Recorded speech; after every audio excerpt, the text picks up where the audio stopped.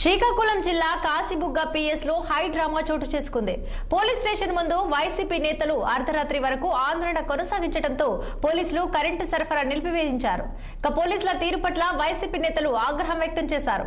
ఇక కల్తీ మద్యానికి వ్యతిరేకంగా వైసీపీ చేపట్టిన నిరసన కార్యక్రమంలో ఓ మహిళా కానిస్టేబుల్ ను తోసేశాడన్న ఆరోపణలపై వైసీపీ కార్యకర్తను అరెస్టు చేశారు. దీంతో మాజీ మంత్రి సిదిరి అప్పలరాజు ఆధ్వర్యంలో పార్టీ కార్యకర్తలు పిఎస్ ముందు నిరసన ప్రదర్శన చేపట్టారు. రోడ్డుపై బైఠాయించి నినాదాలు చేశారు. ఎటువంటి ఫిర్యాదు లేకుండానే వైసీపీ కార్యకర్తను అదుపులోనికి తీసుకున్నారని కాశీబుగ్గ పోలీసులపై సిదిరి మండిపడ్డారు.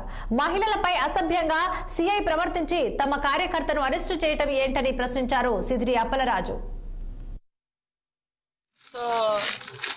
తలబిరుసు ప్రవర్తన అసలు నాకు అర్థం అవడం లేదు. నాకు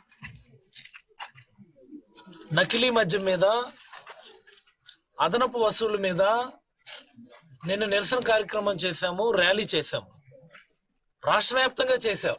వైఎస్ఆర్ కాంగ్రెస్ పార్టీ ఆధ్వర్యంలో ఏమి నకిలీ మద్యం ఈ ప్రభుత్వమే కదా పట్టుకుంది, ముఠాలను పట్టుకుంది, వాళ్ళ ఎమ్మెల్యే అభ్యర్థులు కదా పట్టుకుంది.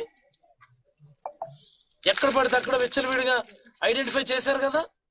అనకాపల్లిలో, విజయవాడలో, చిత్తూరులో, మొన్న మన జిల్లా సారవకోటలో ఐడెంటిఫై చేశారా లేదా?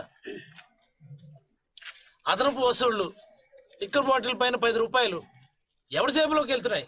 ఎవడమ్మ సొమ్మని? నిరసన చేస్తామని మేము పర్మిషన్ పెడితే యాక్ట్ 30 అమల్లో ఉంది అంటారు. మీకు అఫీషియల్ గా పర్మిషన్ పెట్టే మీన్ రైటింగ్ చలానా కట్టి పర్మిషన్ ఎవరు అన్నప్పుడు చలానా ఎందుకు తీసుకుంటారు?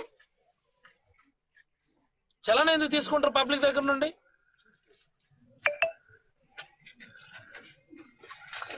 మీరు రిప్రజెంటేషన్ తీసుకున్నారు, పర్మిషన్